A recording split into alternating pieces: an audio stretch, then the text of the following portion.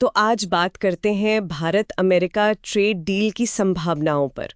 आजकल ये काफी सुर्खियों में है। जी हाँ, बिल्कुल। खासकर प्रेसिडेंट ट्रंप के जो हालिया बयान आए हैं और एक डेडलाइन भी है जो पास आ रही है। हाँ, उसी पर आज हम थोड़ी गहराई से चर्चा करेंगे। हमारे पास कुछ लेख और नोट्स हैं इस पर, और कोशिश रहेगी कि जो मुख्य बातें हैं वो सामने रखें। बिल्कुल। तो शुरू करते हैं प्रेसिडेंट ट्रंप के बयान से। उन्होंने साफ कहा है कि वो भारत के साथ एक बड़ा एक व्यापक ट्रेड समझौता चाहते हैं। हाँ, सुना मैंने। उन्होंने कुछ खास शब्द इस्तेमाल किए। हाँ, उन्होंने कहा, और ये उनके ही शब्द हैं, getting a full trade barrier dropping.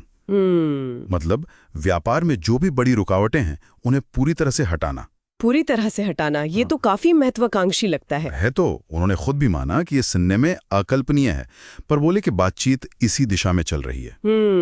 अकल्पनीय दिलचस्प है, खासकर तब जब हम उस डेडलाइन की बात कर रहे हैं जो बिल्कुल नजदीक है। सही कहा। अमेरिका ने कुछ नए शुल्क लगाने की बात कही थी भारत पर, जिन्हें वो पारस्परिक शुल्क कह रहे हैं। पारस्परिक शुल्क मतलब जैसे कोई ऐसा वाले टैरिफ? हाँ, कुछ वैसा ही समझ लीजिए। फिलहाल उन पर 90 दिन की रोक लगी हुई है और वो रोक जुलाई में खत्म हो रही है, शायद 9 तारीख के आसपास। तो मतलब समय तो सच में बहुत कम है फिर। बिल्कुल। और इसी वजह से अभी भारत के जो मुख्य वार्ताकार हैं, कॉमर्स सेक्रेटरी राजेश अग्रवाल, वो वॉशिंगटन में हैं। अच्छा, तो बातचीत एकदम फाइनल दौर में है। लगता तो यही है, अंतिम दौर की बातचीत चल रही है। और एक बात और है, हो सकता है कि एकदम से वो फुल डील ना हो पाए। तो फिर शायद पहले एक मिनी डील पर सहमति बनाने की कोशिश हो, मतलब कुछ आसान चीजों पर समझौता कर लिया जाए अभी। अच्छा, एक मिनी डील, ताकि कुछ तो प्रगति दिखे। लेकिन फिर भी जो बड़ी अड़चने हैं वो तो होंगी ही। अमेरिका क्या चाह रहा है मुख्य रूप से? हाँ, अड़चने तो हैं। अमेरिका की तरफ से देखिए 2 मुख्य चिंताएं हैं। पहली, जिसे वो कहते हैं non tariff barriers. Non tariff barriers, ये क्या होते हैं?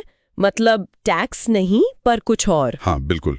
ये सीधे टैक्स नहीं होते, पर ऐसे नियम या स्टैंडर्ड्स होते हैं जिनसे अमेरिकी कंपनियों के लिए भारत में सामान बेचना मुश्किल हो जाता है। कोई खास सर्टिफिकेशन चाहिए या टेस्टिंग प्रोसेस लंबा हो? समझ गई। और दूसरी चिंता? दूसरी है, भारत में कुछ चीजों पर इंपोर्ट ड्यूटी यानी आयात शुल्क बहुत ज्यादा है, खासकर ऑटो पार्ट्स, स्टील और कृषि उत्पादों पर। कृषि उत्पाद? हाँ, ये हमेशा एक सेंसिटिव मुद्दा रहता है भारत के लिए। एकदम। रिपोर्ट्स यही बता रही हैं कि अमेरिका इन सेक्टर्स में ज्यादा मार्केट एक्सेस चाहता है, और यहीं पर मामला थोड़ा अटका हुआ है।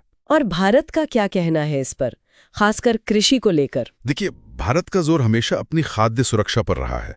चावल, गेहूं, डेयरी प्रोडक्ट्स, ये सब बहुत अहम है। हाँ, क्योंकि इसका सीधा असर किसानों पर पड़ता है। बिल्कुल, लाखों किसानों की आजीविका जुड़ी है जी। तो इन क्षेत्रों में विदेशी कंपनियों को खुली छूट देना वो थोड़ा मुश्किल है, राजनीतिक रूप से भी और सामाजिक रूप से भी। लेकिन क्या भारत बिल्कुल भी तैयार नहीं है कुछ करने को? नहीं, ऐसा भी नहीं है। कुछ चीजों पर भारत ने भी नरमी दिखाई है, जैसे अमेरिका से आने वाले मेवों पर, मतलब नट्स पर या एनर्जी प्रोडक्ट्स पर, वहां ड्यूटी कम करने की पेशकश की है। तो कोशिश है संतुलन बनाने की। तो ये तो हुई मुश्किलें और दोनों तरफ की बातें। पर अगर ये डील हो जाती है, मान लीजिए मिनी डील ही सही, तो इसका फायदा क्या है? इतना जोर क्यों लग रहा है? फायदे तो दोनों के लिए हैं। भारत के नजरिए से सोचें तो उसके अरबों डॉलर के एक्सपोर्ट्स अमेरिकी टैरिफ से बच सकते हैं। इलेक्ट्रॉनिक्स हैं, फार्मा है, जेम्स एंड ज्वेलरी। हाँ, इन सेक्टर्स को बड़ी राहत मिलेगी। बिल्कुल। और दूसरी तरफ अमेरिकी कंपनियों को भारत का बड़ा बाजार मिलेगा, नए ग्राहक, ज्यादा व्यापार को देखते हुए। हाँ, वो भी बहुत अहम है। ये अमेरिका की फॉरेन ट्रेड पॉलिसी में एक शिफ्ट का संकेत हो सकता है। ट्रंप की पारस्परिक शुल्क नीति के तहत भी भारत के साथ रिश्ते मजबूत करना एक अहम कदम है। और शायद चीन फैक्टर भी है इसमें। बिल्कुल।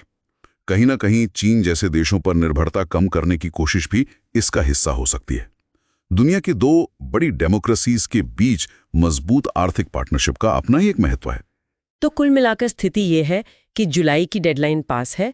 ट्रंप एक बड़ी, शायद अकल्पनीय डील चाहते हैं। बातचीत मुश्किल है पर तेजी से चल रही है। जी हाँ, समय के खिलाफ एक दौड़ है ये, ताकि आर्थिक नुकसान से बचा जा सके और सहयोग बढ़ाया जा सके। बिल्कुल। और जाते जाते एक सवाल श्रोताओं के लिए छोड़ जाते हैं सोचने को। इन तात्कालिक शुल्कों और मार्केट एक्सेस की बातों से परे अगर सोचें तो इस तरह की एक बड़ी ट्रेड डील चाहे वो हो या ना हो पाए, इसका भारत और अमेरिका की वैश्विक स्थिति पर क्या असर पड़ेगा, खासकर चीन जैसी दूसरी बड़ी अर्थव्यवस्थाओं के साथ उनके रिश्तों के संदर्भ में इसके लंबे समय के रणनीतिक मायने क्या हो सकते हैं?